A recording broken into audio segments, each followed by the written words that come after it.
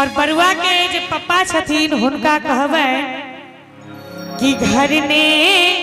घरारी हम लेबै विदाई यो बरुआ के बाबू हे यो बरुआ के बाबू खाली ताली बजा दियो सब गोटे अतिया ने टीका मांगड़ा यो बरुआ के बाबू तिहिया ने कंगना गढ़ा यो बरुआ के बाबू हे यो बरुआ के बाबू हे यो बरुआ के बाबू हे यो बरुआ के बाबू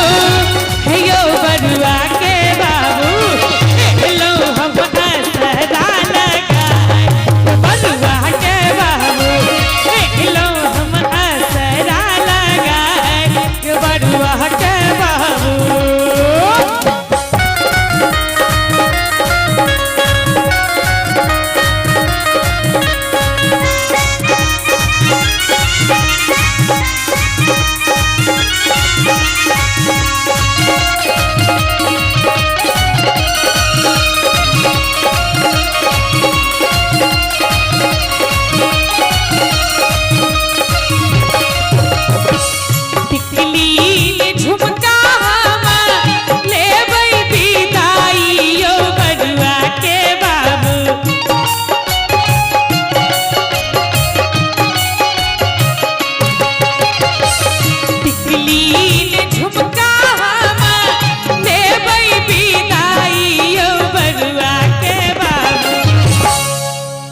टिकली ने झुमका अरे ले विदाई यो बरुआ के बाबू